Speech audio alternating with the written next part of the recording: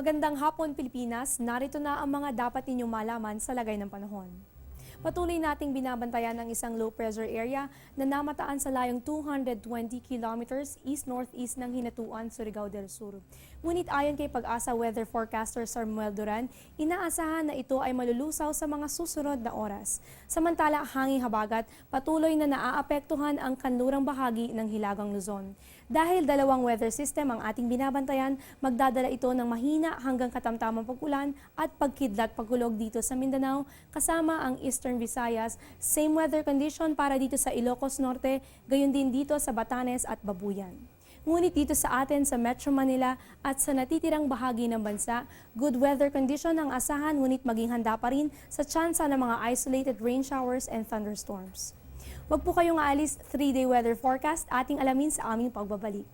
Tatanungin ko ang lahat ng nararapat itanong. Tatanungin ko sina Manong at Manang, mga kaibigan at katrabaho, Si Obama, at ang barangay tanod. tatanungin ko ang mga taong dapat tanungin para sa mga bagay na dapat ipaliwanag. Para sa bansang kailangan magtanong. para sa kinabukasan ng ating bayan.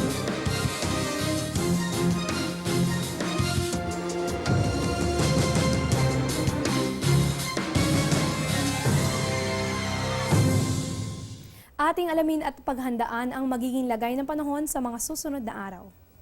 Unahin natin dito sa City of Pines. Good news dahil generally fair weather condition ang panahong mararanasan bukas hanggang sa Sabado. Ang temperatura ay di tataas ng 24 degrees Celsius.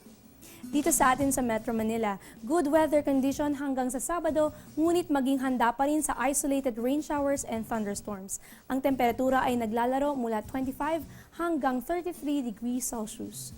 Punta naman tayo dito sa Metro Cebu. I-enjoy ang maaliwalas na panahon ng mga bakasyonista hanggang sa Sabado. Ang temperatura ay di tataas ng 34 degrees Celsius. At epekto nga ng nasabing weather system ang maulan na panahon dito sa Metro Davao hanggang sa Sabado, kaya ihanda po ang mga panangga sa ulan. Ang temperatura ay di tataas ng 32 degrees Celsius. Panghuli naman natin dito sa Zamboanga City. Bukas hanggang sa Sabado ay generally fair weather condition, ngunit maging handa pa rin sa mga tsansa ng pulu-pulong pag-ulan o pagkidlat-pagkulog. At yan muna ang latest. Ito ang Panahon TV kung saan walang pinipiling panahon ang pagbibigay impormasyon. Ako po si Eunice Suntayas, nagpapaalalang sa anumang panahon, maging mapagpala sa iyong kapwa.